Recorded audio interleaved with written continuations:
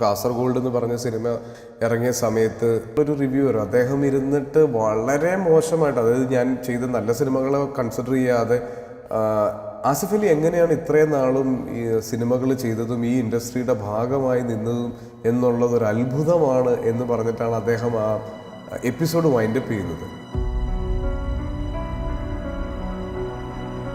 തുടർ പരാജയത്തിന്റെ ഭാരം പതിവായി പേറിയിരുന്ന നടൻ നിങ്ങൾക്കൊരു നല്ല തിരക്കഥ തെരഞ്ഞെടുത്തുകൂടെ ബായി എന്ന് ആരാധകർ പലകുറി ചോദിച്ച താരം.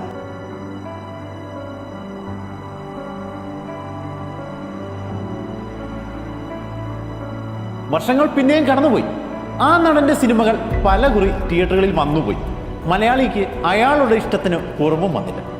അതിൽ ചിലത് കൈയടിച്ചു, മറ്റു പലതും ഒരാരവും കേൾപ്പിക്കാതെ കടന്നുപോയി. ഏറ്റവും അവസാനം അയാളുടെ പുതിയ ചിത്രം തിയേറ്ററിലെത്തി. സിനിമകൾ മോശമായിട്ടുണ്ടെങ്കിലും എൻ്റെ എഫേർട്സിനെ പറ്റിയിട്ട് ആളുകൾ പല സമയത്തും സംസാരിക്കുന്നത് ഞാൻ ശീലിച്ചു പോയി ആ സമയം കൊണ്ട്. അപ്പോൾ അതങ്ങനെ പറഞ്ഞപ്പോൾ എനിക്ക് ഭയങ്കര വിഷമം വന്നു. പക്ഷെ ആ സമയത്ത് എനിക്ക് തോന്നിയ ഒരു കാര്യം, ഒന്നേന്ന് തുടങ്ങാം, ഒന്നും കൂടെ എനിക്ക് ആ വഴി അറിയാം.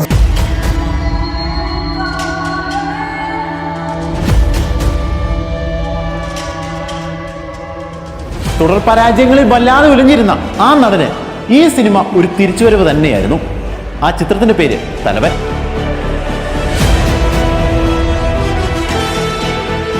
യങ്സ്റ്റേഴ്സിലെ ഏറ്റവും ആദ്യം ഒരു സ്റ്റാർഡമിലെത്തിയ ആള് ആസിഫ് അലി ആയിരുന്നു.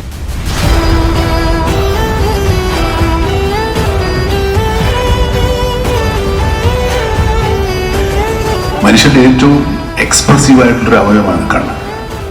ആസിഫ് അലിയുടെ കണ്ണുകൾ ഈ സിനിമയിൽ അഭിനയിച്ചിട്ടുണ്ട്.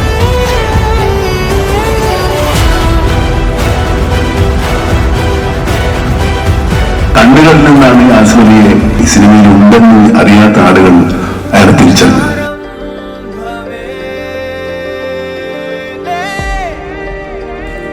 അഭ്യൂഹങ്ങളല്ലോ ജോഷി, എന്തിനും കൃത്യമായൊരു തീർപ്പുണ്ട്.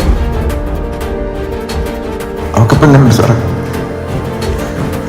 അവിടെ രക്ഷപ്പെടില്ലേ?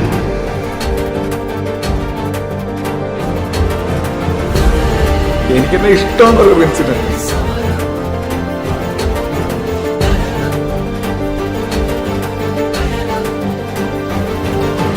ഞാൻ ആ ഫസ്റ്റ് ഷോ കഴിഞ്ഞിട്ട് തിയേറ്ററിൽ ആ ക്രൗഡിന്റെ റെസ്പോൺസ്, ജെന്യുവിൻ ആയിട്ടുള്ള റെസ്പോൺസ് ആണ്. പ്രേക്ഷകരുടെ റെസ്പോൺസ് കേട്ടപ്പോൾ കണ്ടത്